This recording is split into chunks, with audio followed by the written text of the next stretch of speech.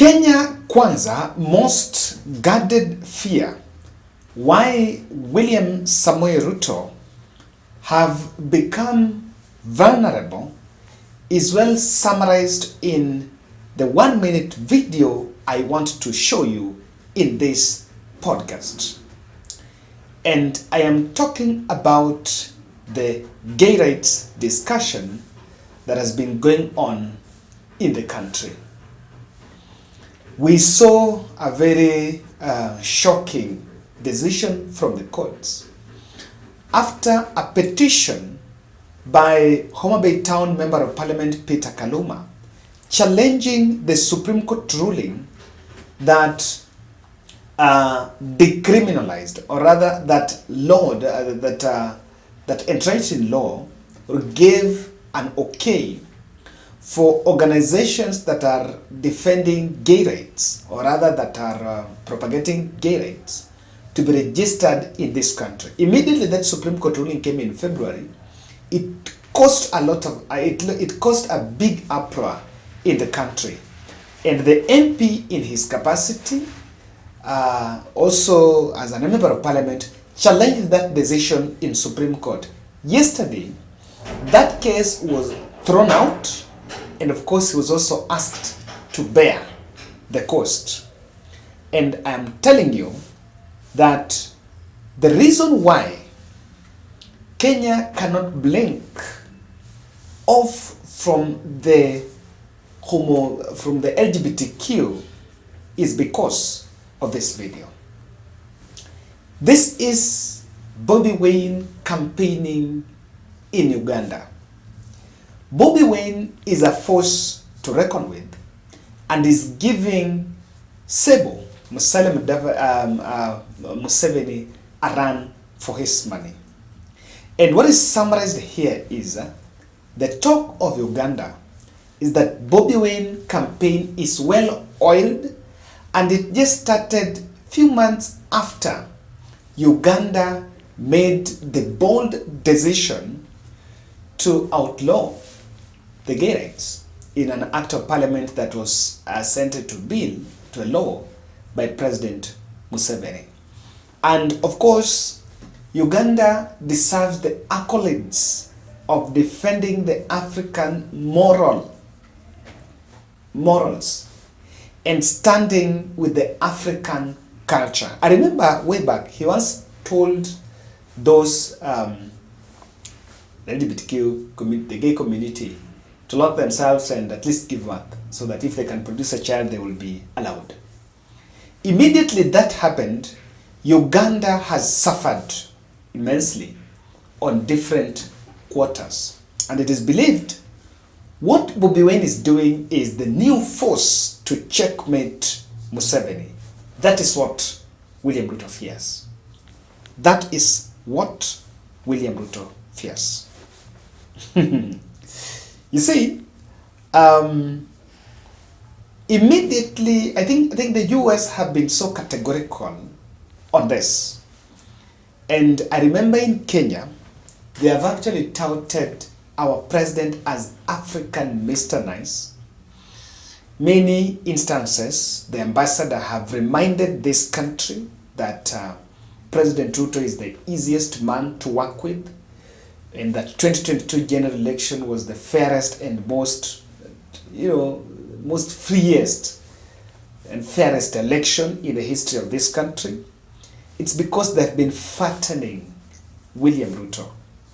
And while all the religious groups and moral non-state players that are on moral policy programs like civil society organizations were glued on TVs on 12th of September to just find out if there can be some good news from the Supreme Court, or whether the court would make a U-turn on that ruling even after facing backlash 6 months ago.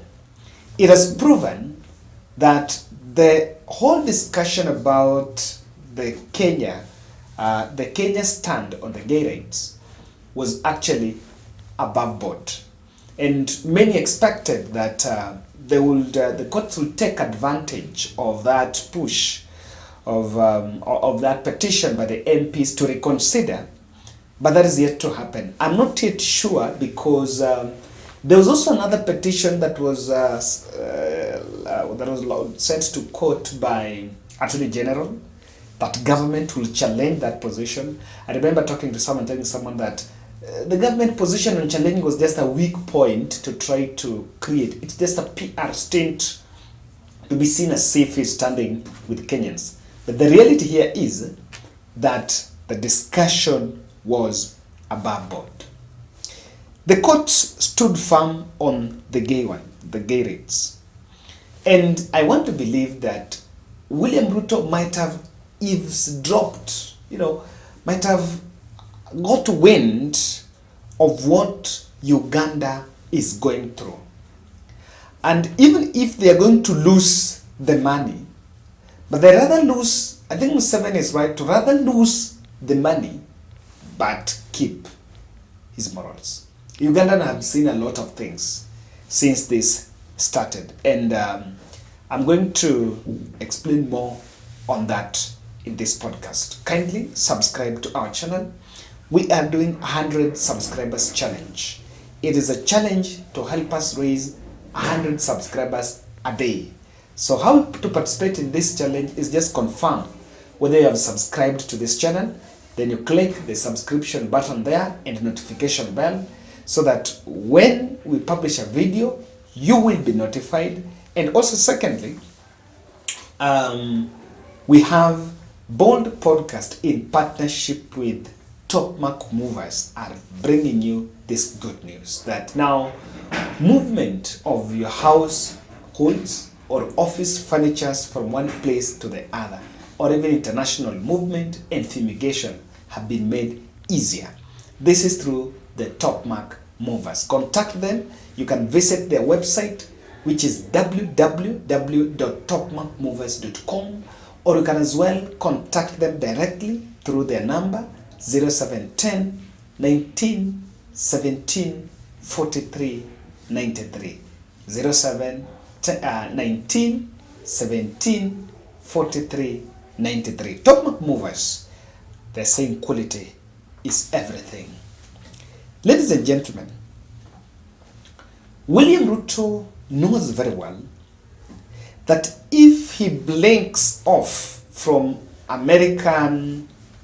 America priority, then they can clearly fuel anti-Ruto's 2027 wave politics. This is what is happening this is what is largely seen to be happening in Uganda.